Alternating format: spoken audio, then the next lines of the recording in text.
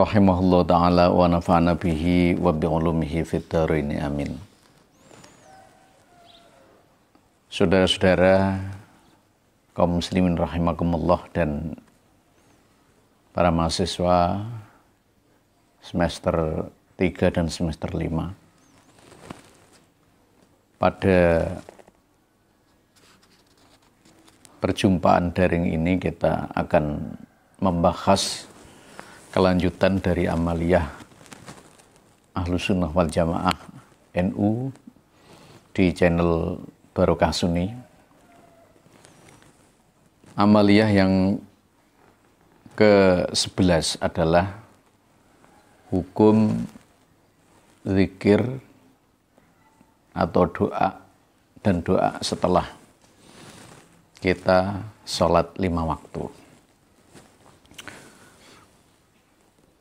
Mengapa kadang kita memahami dan melihat bahwa sholat itu kadang tidak ada bekas setelah kita lakukan.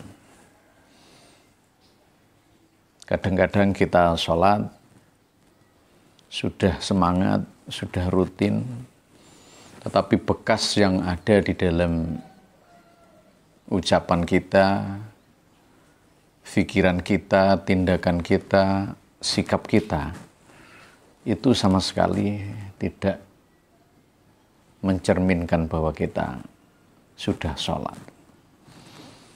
Padahal di dalam sebuah inna sholata tanha anil fakhsya wal munkar, sungguh sholat itu mampu memberikan sebuah perubahan, yakni bisa mencegah dari sesuatu yang jelek dan mungkar. Tetapi kalau kita sendiri, kadang-kadang kita merasa belum sampai ke arah perubahan itu. Maka yang terpenting adalah kita harus muhasabah. Bukan cuma sholat dengan gerakan-gerakan saja, tetapi harus kita ikuti dengan beberapa hal yang mampu menenangkan pikiran kita, hal yang mampu menyempurnakan hati kita, hal yang mampu menyadarkan kita kepada hal-hal yang baik.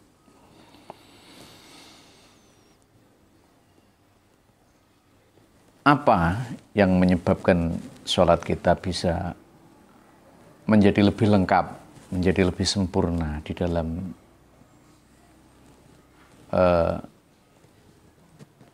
ibadah yang kita lakukan dalam sholat itu apa saja?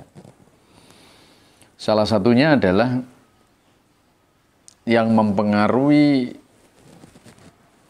sholat kita bisa menjadi sholat yang baik, mampu menenangkan hati dan mampu memberikan sebuah nilai yang istimewa dalam sholat kita adalah setelah sholat kita harus berdoa kepada Allah dan berzikir kepada Allah. Tapi sebelum kita doa, kita zikir dulu. Ada beberapa pertanyaan yang muncul. Apakah zikir setelah sholat itu boleh ataukah tidak? Sunnah ataukah bid'ah? Maka kita harus mencoba untuk melihat beberapa pandangan dari para ulama yang berdasarkan tentunya dari beberapa hadis Rasulullah SAW. Namun sebelum kita lebih jauh untuk melihat hukumnya, maka bantahan-bantahan yang disampaikan tentang pembid'ahan membaca zikir dan membaca doa setelah sholat, mereka menggunakan sebuah ayat Quran yang jelas-jelas perlu ditafsirkan. Apa alasan mereka mengatakan bahwa setelah sholat tidak ada zikir, tidak ada doa? Fa idza qudiyatis sholatun fantashiru fil ard. Andaikan kalian setelah sholat fantashiru, maka kalian harus sumebyar, artinya harus menuju ke tempat-tempat mencari rezeki. Fantashiru fil ardi, beredarlah ke bumi. Fantashiru fil ard wabdahu min fadlillahi, maka kamu juga harus mencari kanugrahan Allah. Ayat ini tidak boleh disimpulkan bahwa setelah sholat tidak ada zikir, tidak ada doa. Mari kita coba dengan ayat yang lain. Fa'idha faraghta, andaikan kamu selesai sholat, fansob, maka kamu harus jejek. Jejek itu artinya mantap, menetap. Maka di sini kita akan membuka sebuah konsep tentang bagaimana pentingnya zikir dan doa setelah sholat. Haddatsani Ali qala sana Abu Shalih qala sana Muawiyah an Ali bin Abi Abbas fi qoulihi fa idza faraghta fansab. Kata-kata fa idza faraghta fansab ayat ini di dalam menurut Ibnu Abbas mengatakan yaqulu fit doa, berdoa. Artinya kita setelah sholat tidak boleh diam. Artinya setelah sholat kita tidak boleh cepat-cepat untuk pergi. Bahkan atau langsung bekerja. Tapi ada doa. Fa'idha faraghta fansab. Artinya fasallim lillah warughibun ilaih wansab. Mintalah keselamatan kepada Allah dan berharaplah kepada Allah. Ini artinya juga mempunyai konsep tentang bahwa setelah sholat itu penting berdoa. Maka di dalam sebuah konsep, Imam Ghazali pun mengatakan, man laisal wirdu fahuwa kirdun. Barang siapa yang tidak wiridan setelah sholat seperti kera. Atau tarkud doa ba'da sholat jafwatun fil qalbi.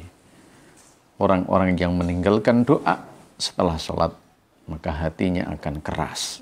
Nah, kerasnya hati ini adalah sebuah bahan untuk melakukan dosa. Kerasnya hati ini adalah doa, sebuah maksiat. Kerasnya hati ini adalah melawan dan mendurhakai Allah. Maka ketika orang yang sholat tanpa doa, tanpa zikir, tidak mungkin dia menjadi orang yang mampu memperbaiki sholatnya. Bagaimana dengan hukumnya? Mari kita coba melihat. Thabata fi sahihain an Ibni Abbas radhiyallahu anhuma anna raf'a sauti bidzikri hina yansurifun nas minas shalah al-maktubah kana ala ahdi Rasulillah. Sesungguhnya mengeraskan suara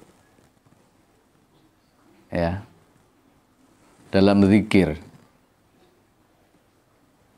setelah orang-orang sudah tidak ada, artinya setelah sholat maktubah, maka ala ahdi Rasulillah, itu terjadi pada masa Rasulullah.